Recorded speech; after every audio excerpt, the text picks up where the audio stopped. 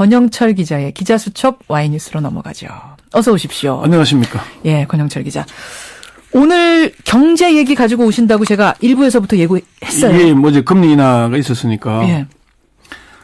한국은행이 기준금리를 또 내렸죠. 내렸어요.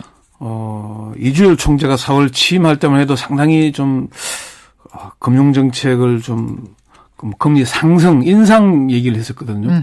그런데 계속 지금 금리 인하를 해서 이젠 2%로 가장 최저금리로 내려온 거죠. 금리 2%. 예. 그런데 문제는 이 금리 인하가 경기를 살리기 위한 고육지책으로 받아들여지고 있긴 한데 효과가 미미할 것이다. 오히려 부작용이 더 크지 않겠냐. 이런 우려의 목소리가 더 큽니다. 그래서 금리를 낮추면 정말 경기가 살아날까? 이렇게 주제를 한번 정해봤습니다. 다시 말하면 금리 낮췄는데 왜 경기 살아나기 어려울 거라는 예측들이 나오는가. 뭐 이런 게 되겠네요. Y뉴스. 우선 한국은행이 다시 금리를 내린 이유는 뭡니까? 한국은행의 공식 발표는 조금 전에 말씀드린 대로 경기를 살리기 위한 것입니다. 금리를 내리면은 소비가 늘고 기업들의 투자가 증가하면서 경기가 선순환되고 살아날 것이다. 이렇게 전망을 하는 거죠. 이주열 총재가 어제 금리 인하를 결정한 뒤에 가진 기자회견에서 금리 인하 결정은 경기가 자꾸 나빠져 경기에 대한 인식이 바뀜에 따라서 불가피한 조치다. 경기 모멘텀을 살리려면 지금 시점에서 금리를 인하해야 한다는 판단이 들었다. 이렇게 얘기를 했습니다. 쉽게 말하면 은행에다 저금하지 말고 그 돈 투자해라, 써라 이런 거죠. 기업들 쌓아놓은 돈 좀 풀어서 투자하고, 그렇죠. 좀 국민들은 좀 빚을 내서라도 소비를 소비하고. 근데 김현정 앵커는 돈 빌려서 소비하고 못 사고 할 수 있겠습니까?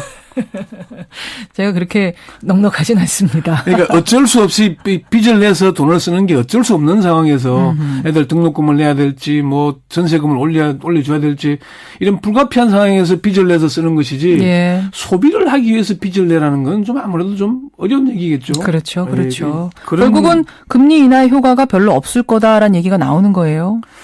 그런 얘기인데 전문가들은 이제 한국은행은 이렇게 얘기를 하지만은 예. 전문가들의 진단은 정부의 압력에 밀려서 한국은행이 어쩔 수 없이 인하한 거 아니냐 이렇게 봅니다.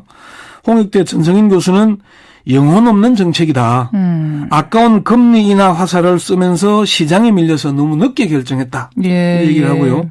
경희대 김성은 교수는 금리를 내리는 이유는 환율 때문이다. 고환율 정책을 쓰겠다는 걸 선언하는 거다. 이렇게 얘기를 하더라고요. 금융권 관계자도 금리 인하 가능성이 반반이었는데 정부의 입김이 워낙 강해서 인하가 이루어진 것 아니냐 이렇게 분석을 하고요. 그래요. 예, 그러니까 이제 김현정 앵커 조금 전에 질문한 대로 그럼 금리 인하 효과가 있을 거냐 없을 거냐 이게 핵심이잖아요. 그렇죠. 김현정 앵커는 좀 살아날 것 같습니까 경기가? 글쎄요. 저도 뭐 지금으로서는 딱히 긍정적인 전망을 내놓기 어려울 것 같은데 시장의 반응은 어떤가요? 시장의 반응이 참 냉담합니다. 네. 이미 물론 뭐 금리 인하할 것이라는 거는 다들 예측을 하고 있었잖아요. 최경환 부총리가 워낙 강하게 뭐 척하면 척이다, 뭐 밀어붙이니까. 금자도 안 꺼냈다 이런 얘기가 금리를 인하하라는 무형의 압박이었잖아요. 그렇죠. 그래서 그렇긴 한데 홍익대 전성인 교수는 한국은행이 금리를 내리는 이유가 소비가 늘고 투자를 증가하기 위해서라는데 가계부채가 천조가 되면서 턱 밑에 와 있는데 소비가 늘어나겠냐 그런 얘기를 했고요. 김성은 교수는 소득이 올라가지 않는데 이자 내린다고 소비가 늘어나겠나. 예. 그러니까 갑자기 뭐 특별 보너스나 나오고 뭘 해야 좀 쓸 수 있는 거잖아요. 쓸래도 쓸 돈이 없는데 네, 그렇죠. 소비가 늘어나겠느냐 빚을 쓸 이런 수는 없는 얘기예요. 거고 그 얘기고요. 시장의 반응이 싸늘하다는 거는 금융권 고위 이문이 그런 얘기를 합니다. 금리 인하 효과는 없다. 아주 단정적으로 얘기를 하더라고요. 그래요? 예. 금리를 내린다고 주가가 올라가는 것도 아니고 시중금리가 내려가는 것도 아니고 경기가 살아나는 것도 아니다. 어허. 정부가 금리 인하에 집착하는 거는 정부가 뭔가 하고 있다는 걸 보여주기 위한 거다. 그러니까 이른바 뭐 전시 효과 내지는 신호 효과 때문이다. 이런 신호 효과 때문이다. 그렇게 얘기를 하더라고요. 예. 근데 경기라는 게 사실은 심리에 기반한 것도 크잖아요.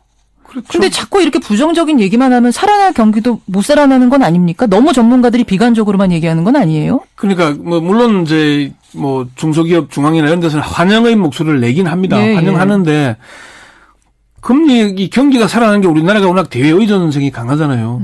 세계 경제가 살아나야 되는데 지금 미국이 약간 살아날 기미를 보인다 그러지만은 일본이나 유로존은 다 힘들고 힘든 상황이잖아요. 네, 그러니까 우리나라만 뭐 금리 인하한다 그래서 그러면 그전에는 이거보다 더 상황이 좋아서 금리 인하 안 하고 돈 덜 풀었냐 이런 얘기를 반문이 나오는 거죠. 사실은 지금 가계부채도 큰 문제죠. 가계부채가 가장 심각한 상황이죠. 네. 이제 새정치민주연합 이용섭 전 의원이 뭐 국세청장도 하고 근교부 장관도 했잖아요. 예, 예. 예, 그런 얘기를 하더라고요. 지혜로운 농부는 아무리 겨울 나기가 힘들어도 봄에 쓸 종자 씨앗은 아끼는 법이다. 그런데 지금 정부는 종자 씨앗에 해당하는 재정 건전성을 완전히 파괴하고 있다. 또 그 얘기를 하면서 공공기관 우리 지금 공공부채 정부 부채가 뭐 280조가 늘어났다 그러지만은 공공기관 부채까지 합치면 1,000조가 넘지 않습니까? 뭐 수공인이 도공인이 이런 데까지 다 합치면요. 그거 1,000조, 가계부채 네. 1,000조 이런 상황에서 어떻게 경기가 살아날 수 있겠나? 아하. 패러다임을 바꿔야 된다. 전문가들 한결같은 지적은 그렇게 얘기를 합니다. 금리 인하만으로 될 문제가 아니다 이 부분이에요. 자, 그러면 계속 네. 우리가 이게 안 된다만 하지 말고 네. 그럼 어떤 대책을 세우는 게 바람직하다고 보는 건지 이 부분도 취재해 보셨죠?